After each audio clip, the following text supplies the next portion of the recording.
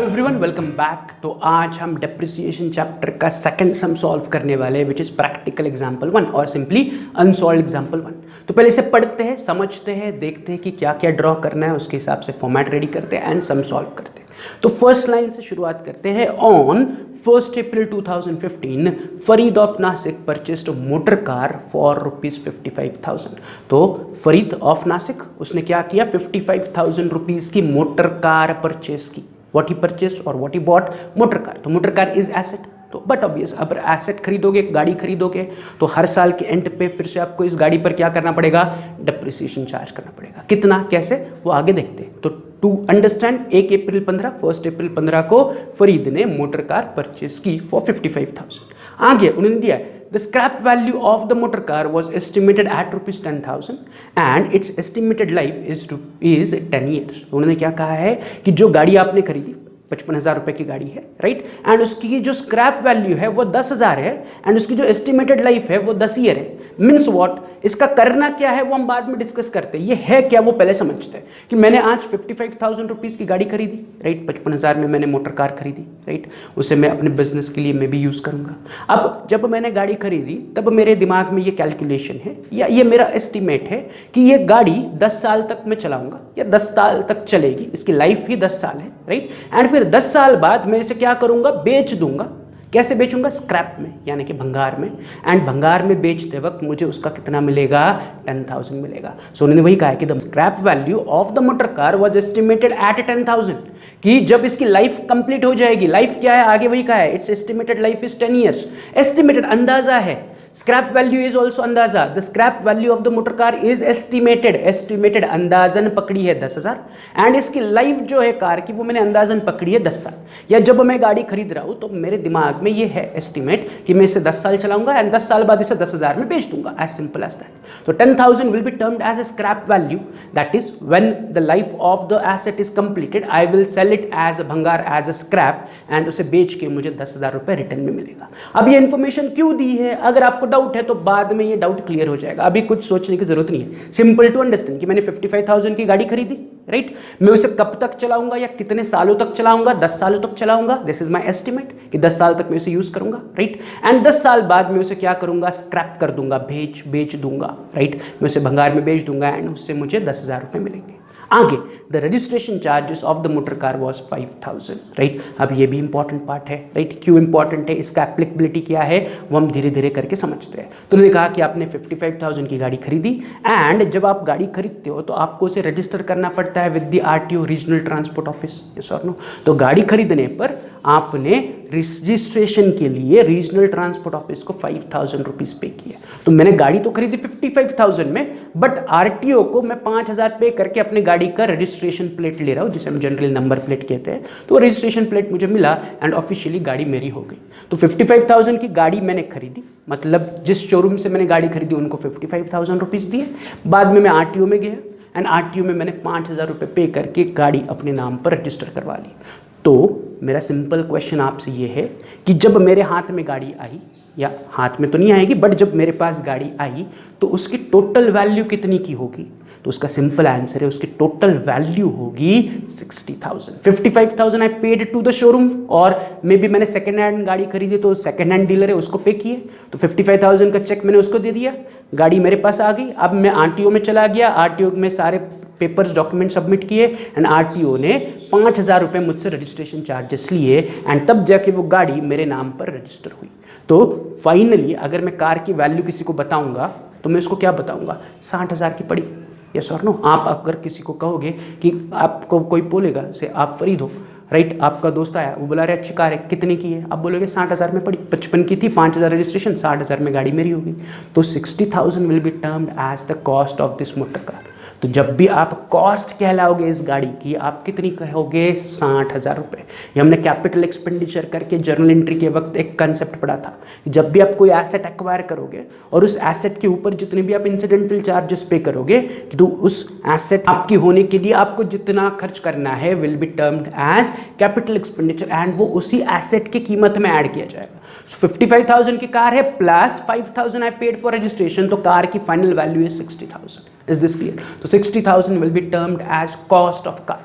Not 55,000 not 5,000, दोनों को add करो, will give you cost of the car, right. तो cost of the car clear कि मैंने गाड़ी खरीदी, कितने में खरीदी, आप बताते हो कितना बताओगे, 60,000 बताओगे, राइट। कोई आके आपसे पूछेगा, आप अपना पर्सनल एग्जाम्पल ले लो, राइट। आप आपका पर्सनल एग्जाम्पल, जब आप गाड़ी खरीदते हो तब गाड़ी के लिए आप शोरूम को अलग पैसा देते हो, रजिस्ट्रेशन के लिए अलग पैसा देते हो, इंश्योरेंस के लिए अलग से पैसा देते हो। कोई आपको पूछता है तो आप ऐसा ब्रेकअप थोड़ी बताते हो, आप बोलते हो कि इतने में पड़ी, 7 लाख की पड़ी, राइट। रजिस्ट्रेशन वगैरह सब कुछ मिला के इतने की पड़ी, तो वही है। तो सेम इज यहाँ पर 55,000 की गाड़ी या 5,000 मैंने रजिस्ट्रेशन के लिए दिए, तो car is for 60,000, so the cost of car for me is 60,000 rupees. Is this clear? अब हमें करना क्या है, तो नीचे कहा है show motor car account for first 4 years. Motor car account, जैसे कल हमने मशीनरी अकाउंट बनाया था 3 साल के लिए, मशीनरी का लेजर बनाया था, वैसे ही वो कह रहे हैं कि मोटर कार अकाउंट यानी मोटर कार का लेजर ड्रॉ करो फॉर 4 ईयर्स। अब 4 ईयर्स क्यों, तो उन्होंने कहा है 4 साल, तो हमें 4 साल के लिए ड्रॉ करना है। बट 4 साल करेंगे क्या, मोटर कार तो 1 अप्रैल 15 को आई, उसके बाद क्या, तो उसके बाद हमें हर साल इस मोटर कार को क्या करना है, डेप्रिसिएट करना है, एज सिंपल एज दैट। कि मैंने मोटर कार खरीदी, ये क्लियर है, 60,000 की मोटर कार खरीदी, तो ये तो एक ट्रांजैक्शन है। बट वो क्वेश्चन में कह रहे हैं आपको कि show motor car account for first 4 year, 4 साल के लिए हमें मोटर कार अकाउंट ड्रॉ करना है। तो मोटर कार अकाउंट ड्रॉ करके 4 साल एंट्रीज क्या करेंगे, तो हर साल के एंड पे हमें मोटर कार को डेप्रिसिएट करना है, as simple as that, right. तो मैं क्या कर रहा हूँ, फटाफट आ रहा हूँ ऑन अ फ्रेश पेज, मैं ऊपर लिख रहा हूँ in the books of Farid Nasik, नीचे motor car account, half page plus थोड़ा सा बड़ा ड्रॉ करो, right. Half page plus 3-4 lines के लिए मोटर कार अकाउंट ड्रॉ करो, या सिंपली काउंट करो फॉर 20 लाइन्स, तो 20 लाइन्स का मोटर कार अकाउंट ड्रॉ करो, राइट। क्योंकि उन्होंने पूछा है show motor car account for first 4 years, तो this is format of motor car account, right. अब हमें कितने सालों के लिए मोटर कार अकाउंट बनाना है, हमें 4 सालों के लिए मोटर कार अकाउंट बनाना है। बट ये 4 साल करना क्या है, तो जैसे मैंने शुरुआत में कहा, मैंने मोटर कार खरीदी, अब मैं क्या करूंगा, हर साल के एंड पर मोटर कार पर डेप्रिसिएशन चार्ज करूंगा। बट द क्वेश्चन इज कितना, क्वेश्चन को फिर से पढ़ो, उन्होंने दिया है क्या 10% पर एनम, जैसे लास्ट क्वेश्चन में था, या 15% पर एनम, परसेंटेज दिया है क्या, answer is no, they have not mention you any percentage of charging depreciation on the motor car. Then the question is कि कितना परसेंट से मुझे मोटर कार पर डेप्रिसिएशन चार्ज करना है, तो उसी के लिए ये जो स्क्रैप वैल्यू एंड लाइफ है उसे मैं बेस लेके एक वर्किंग नोट करूंगा, and it will give me the answer of depreciation. ध्यान से सुनो मैं क्या कह रहा हूं। लास्ट क्वेश्चन जो हमने किया था इलस्ट्रेशन 1, उसमें उन्होंने वेरी क्लियरली कहा था कि द मोटर कार और the machinery will be depreciated at 10% per annum on original cost method. तो it was very clear, original cost method पर आपको 10% पर एनम डेप्रिसिएट करना है। ऐसा इस क्वेश्चन में कहीं पर कहा है क्या, नहीं। बट फिर भी वो कह रहे 4 साल का मोटर कार अकाउंट ड्रॉ करो, तो 4 साल हम करेंगे क्या मोटर कार के साथ, तो 4 साल, हर साल के एंड में मोटर कार खरीदी, पहले साल के एंड में डेप्रिसिएशन, दूसरे साल के एंड में डेप्रिसिएशन, तीसरे चौथे, every year I have to charge depreciation. But the question is how much depreciation I need to charge, उसके लिए उन्होंने रेट ऑफ डेप्रिसिएशन नहीं दिया है। Then I need to do a working note, and उस working note से मैं depreciation की कैलकुलेशन करूंगा, गेटिंग इट। तो उस वर्किंग नोट के लिए ही उन्होंने जो एडिशनल इंफॉर्मेशन कल वाले क्वेश्चन में नहीं थी, कल वाले क्वेश्चन में स्क्रैप वैल्यू भी नहीं थी और एस्टिमेटेड लाइफ भी नहीं थी, तो आज के क्वेश्चन में उन्होंने estimated life and scrap value दी है। तो यहाँ पर मुझे डेप्रिसिएशन का कैलकुलेशन अलग से उन्हें दिखाना पड़ेगा, एंड वही डेप्रिसिएशन में हर साल अप्लाई करूंगा।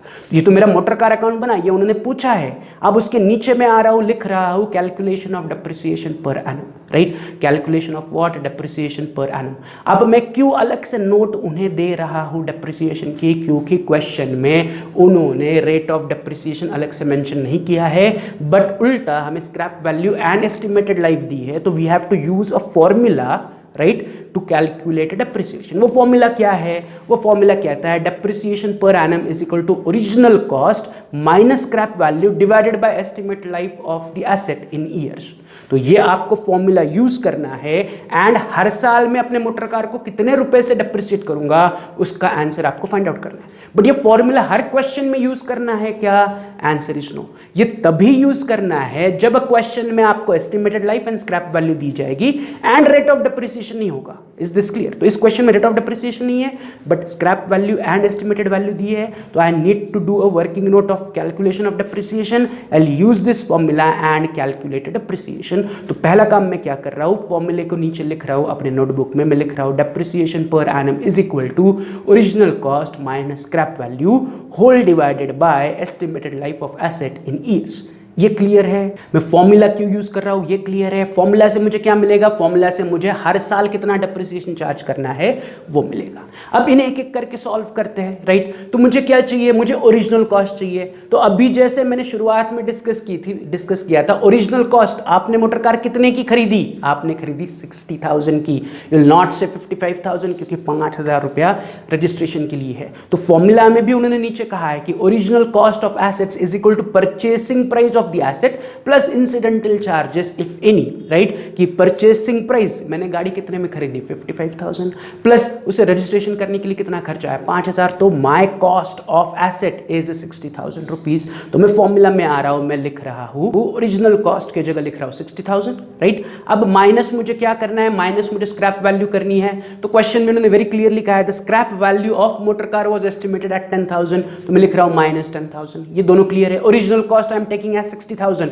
55,000 plus 5,000 registration 60,000 minus scrap value question में दिया है very clearly the scrap value of motor car is 10,000 divided by मुझे क्या करना है विद द एस्टिमेटेड लाइफ। तो फिर से क्वेश्चन में देखो कि उन्होंने कहा है it's estimated life is 10 years, तो मैं सिंपली डिवाइड बाय 10 ईयर्स कर रहा हूं, तो डिवाइडेड बाय 10। तो 60,000 minus 10,000 divided by 10 will give me the depreciation value of each year. तो फर्दर उसे सॉल्व करो, 60 minus 10 is equal to 50,000 divided by 10। तो 60 माइनस 10 इज 50, नीचे का 10 वैसे ही रहा। अब फाइनल आंसर आपको मिलेगा 50,000 divided by 10 is equal to 5,000। So simply ये जो मोटर कार मैंने परचेस की उसे मुझे हर साल एवरी ईयर 5,000 से डेप्रिसिएशन चार्ज करना है। So this 5,000 is depreciation for each year.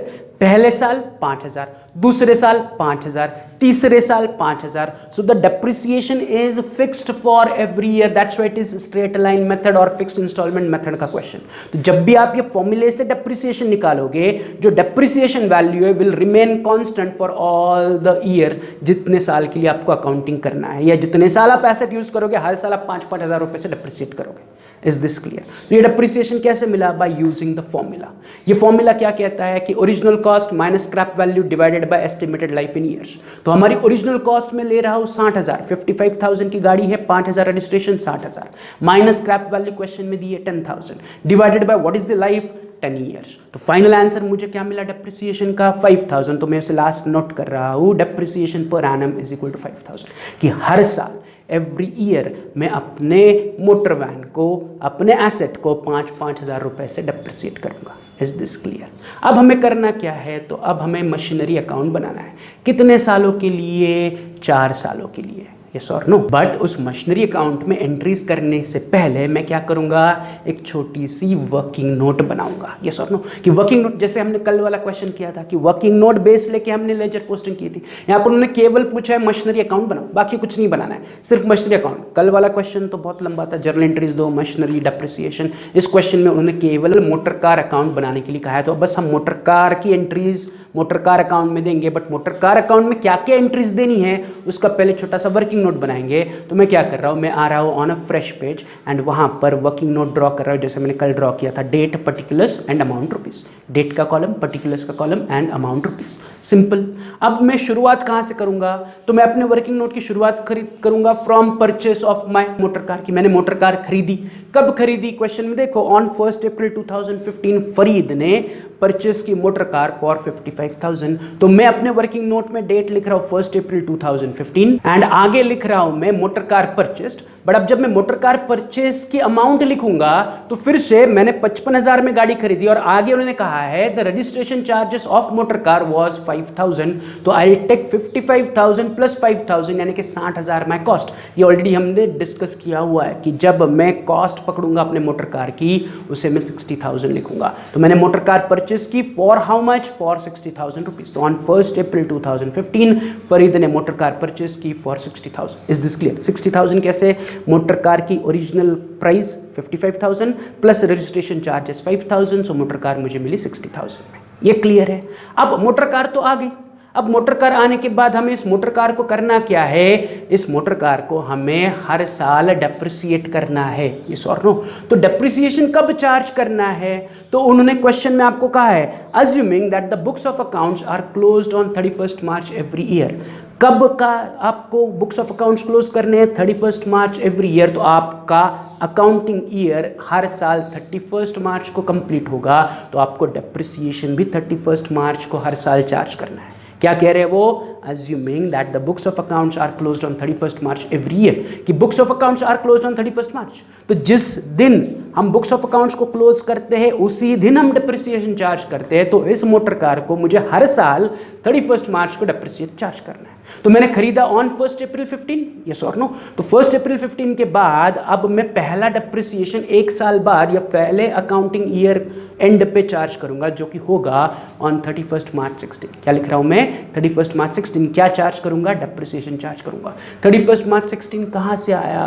तो 31 मार्च 16 आया आफ्टर 1 ईयर, दैट इज 1 अप्रैल 15 को मैंने एसेट खरीदी, उसके बाद मेरा फर्स्ट अकाउंटिंग ईयर क्लोज होगा 31 मार्च 2016, जो उन्होंने आपको क्वेश्चन में भी कहा है कि एवरी ईयर 31 मार्च को आपको डेप्रिसिएशन चार्ज करना है, as simple as that, right? यहां तक क्लियर है? क्या किया हमने? 1 अप्रैल 15 को मोटर कार खरीदी 60,000 में, अब एक साल बाद that is the at the end of financial year, पहला फाइनेंशियल ईयर एंड होगा 31 March 2016, April to March is financial year, उस फाइनेंशियल ईयर एंड पर मैं क्या करूंगा? मोटर कार पर डेप्रिसिएशन चार्ज करूंगा। द क्वेश्चन इज कितना? तो उसके लिए हमने वर्किंग नोट बनाई है, तो वर्किंग नोट में देखो माय डेप्रिसिएशन इज 5000, तो मैं उठा के अपने वर्किंग नोट में डेप्रिसिएशन लिख रहा हूँ 5000। कहाँ से आया 5000? वर्किंग नोट हमने अभी कैलकुलेट किया था कि मुझे अपने मशीनरी को हर साल 5000 से डेप्रिसिएट करना है, तो वो डेप्रिसिएशन की वैल्यू उठा के मैं अपने वर्किंग नोट में लिख रहा हूँ, राइट? तो मैंने मोटर कार परचेस की 60,000 की, minus depreciation for first year is 5000। अब नीचे देखो कि मोटर कार आपकी कितनी बच रही है, तो नीचे मेरी मोटर कार बच रही है फॉर 55,000। कितने रुपए की मोटर कार बच रही है? 55,000 रुपीज की अभी भी मोटर कार मेरे पास बाकी है। Is this clear? तो 60 की मोटर कार खरीदी, माइनस पहले साल का डेप्रिसिएशन 5000, नीचे मोटर कार बची 55,000। इस 55,000 को मैं क्या लिखूंगा? Written down value, that is WDV, and उसकी डेट में लिखूंगा सेकेंड ईयर की फर्स्ट डेट। तो सेकेंड ईयर स्टार्ट कब होगा? 1 April 2016। 1 April 16 is the first year, April to March is first year, that is 1 April 15 to 31st March 16 is first year, and अब 1 April 16 को मेरा second year start हुआ with the WDV of 55,000। First year से मैं second year में 55,000 की motor car लेके आया।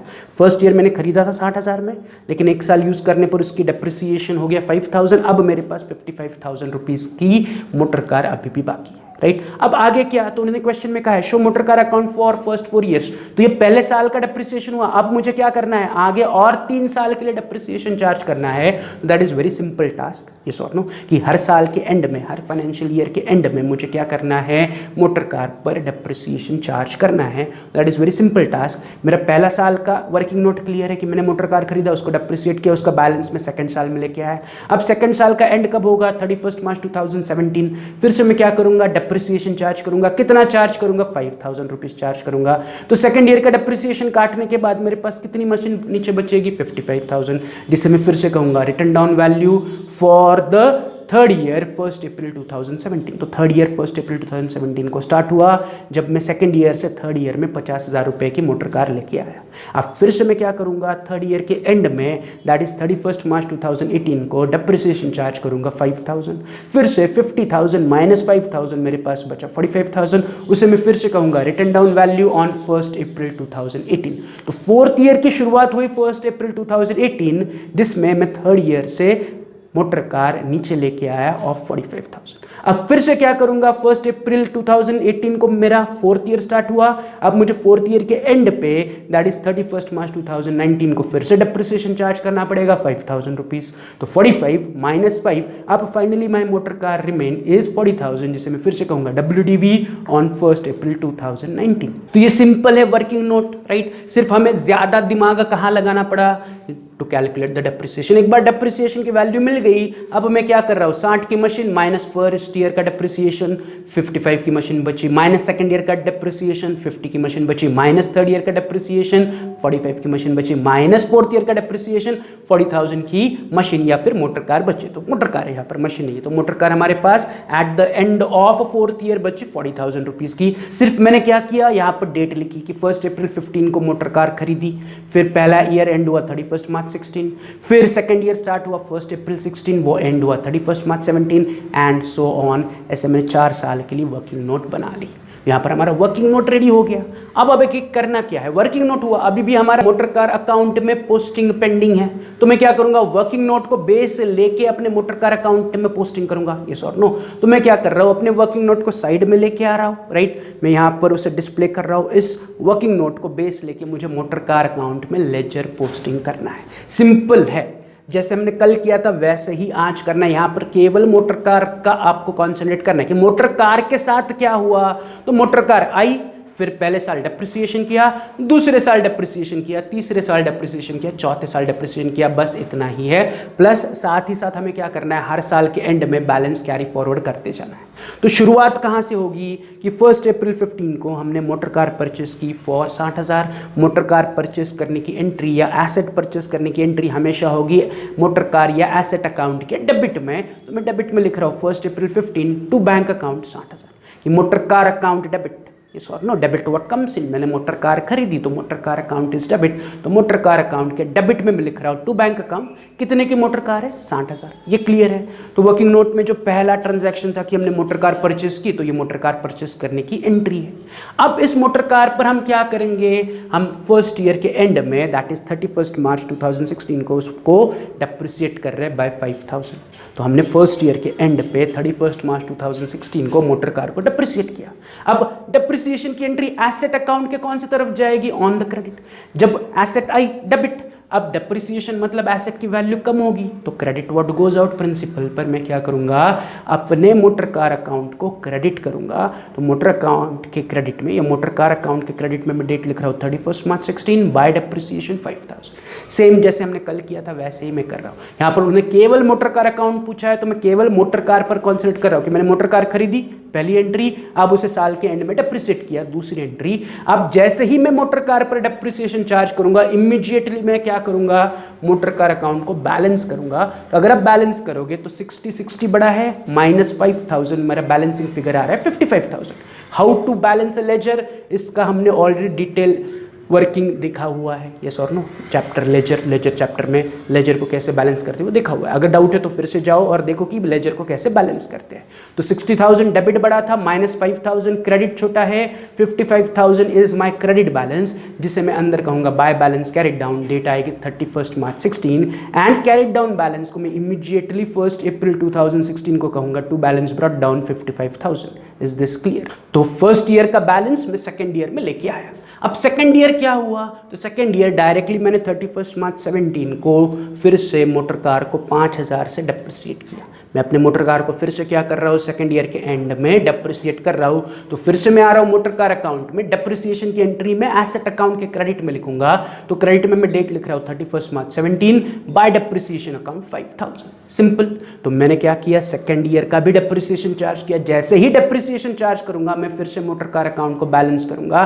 बैलेंस करने पर मुझे मोटर कार का बैलेंस मिल रहा है 50,000। फिर से उसे मैं कहूंगा by balance carried down 31 March 17 and इस कैरिड डाउन बैलेंस को उठा के थर्ड ईयर में लेके आऊंगा to balance brought down 50,000। Third year की शुरुआत हो रही है 1 अप्रैल 2017। तो carried down became brought down.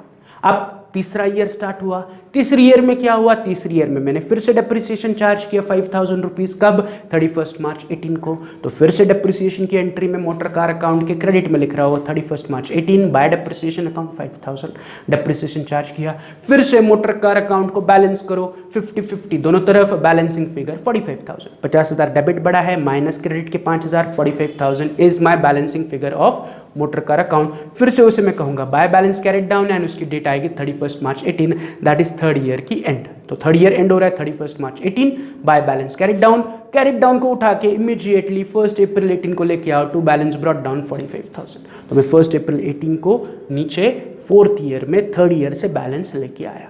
अब करना क्या है, अब फाइनली फिर से फोर्थ ईयर के लिए दैट इज 31 मार्च 19 को फिर से डेप्रिसिएशन चार्ज करो। तो फिर से डेप्रिसिएशन की एंट्री जाएगी on the credit side 31 March 19 bye depreciation account 5,000। तो चौथे साल का भी डेप्रिसिएशन चार्ज किया। अब फिर से डेप्रिसिएशन अकाउंट को बैलेंस करो तो 45,000 दोनों तरफ, 40,000 इज माई बैलेंसिंग फिगर, जिसे मैं कहूंगा by balance carried down 31 March 19 and carried down को मैं नए साल में लाके छोड़ दूंगा as to balance brought down 40,000 and date आएगी उसकी 1 अप्रैल 2019। यहाँ तक क्लियर है? It is very simple. Machinery खरीदी, डेप्रिसिएशन दिया, बैलेंस करके सेकंड ईयर में लेके आया, सेकंड ईयर में फिर से डेप्रिसिएशन चार्ज किया, बैलेंस करके थर्ड ईयर में लेके आया, थर्ड ईयर में फिर से डेप्रिसिएशन चार्ज किया, बैलेंस करके फोर्थ ईयर में लेके आया, फोर्थ ईयर में फिर से डेप्रिसिएशन चार्ज किया एंड बैलेंस करके मैं फिफ्थ ईयर में लेके आया। फिफ्थ ईयर के आगे आपको अकाउंटिंग करने की जरूरत नहीं, क्योंकि उन्होंने कहा है कि मशीनरी अकाउंट केवल 4 साल तक बनाओ। ये मेरा मोटर कार अकाउंट दिखेगा फॉर फर्स्ट 4 ईयर्स। उन्होंने आपको मोटर कार अकाउंट 4 साल के लिए बनाने के लिए कहा था, तो this is my motor car account for 4 years. Is this clear? तो ये इस क्वेश्चन को फिर से एक बार रिवाइज करो। अकाउंटिंग अगेन, जब भी आपको एसेट अकाउंट यानी कि मे बी मोटर कार होगा, मशीनरी होगा, बिल्डिंग होगा, फर्नीचर होगा, कंप्यूटर होगा, लैपटॉप होगा, प्रिंटर होगा, एसेट है, इनका अकाउंट हमेशा ऐसा ही बनेगा कि खरीदो, डेप्रिसिएट करो, फिर डेप्रिसिएट करो, फिर डेप्रिसिएट करो, फिर डेप्रिसिएट करो, राइट? इसमें एडिशंस होंगे कि नई मशीनरी खरीदी या नई मोटर कार खरीदी, तो वो देखते तब जब ऐसे सम आएंगे। ये दोनों जो सम थे कल और आज का वो बेसिक सम थे। कल वाले सम में जो हमने लास्ट लेक्चर में सॉल्व किया था उसमें जर्नल एंट्रीज के साथ सब कुछ पूछा था, तो हमने जर्नल एंट्रीज भी पास किए। इसमें केवल मोटर कार अकाउंट पूछा था, तो हमने केवल मोटर कार अकाउंट उन्हें बना के दे दिया कि खरीदने की एंट्री एंड डेप्रिसिएशन करने की एंट्री। बट एडिशनल क्या करना है, हर साल के एंड में जब भी आप एसेट पर डेप्रिसिएशन चार्ज करोगे तो इमीडिएटली उसे क्लोज करके आपको बैलेंस नेक्स्ट ईयर में कैरी फॉरवर्ड करना है, राइट? तो ये बन गया हमारा मोटर कार अकाउंट एंड यहाँ पर हमारा प्रैक्टिकल एग्जाम्पल 1 कंप्लीट हुआ, राइट? कल हम सॉल्व करने वाले हैं प्रैक्टिकल एग्जाम्पल 2, इसी के बाद वाला क्वेश्चन, तो उसे पढ़ के रखो, राइट? एंड अगर हो सके पॉसिबल है तो उसकी वर्किंग नोट जहाँ तक पॉसिबल है वहाँ तक करके रखो, राइट? पॉसिबल है तो, एंड जितना उन्होंने फॉर्मेट में कहा है उतना अगर पॉसिबल है तो ड्रॉ करके रखो, राइट? अगर डाउट है कि नहीं समझ में आ रहा करना क्या है तो कुछ करने की जरूरत नहीं, just read it and leave it. कल हम आने के बाद डिस्कस करके सॉल्व करते हैं। Is this clear? तो चलो मिलते हैं इन नेक्स्ट लेक्चर, तब तक have a good day, see you, bye.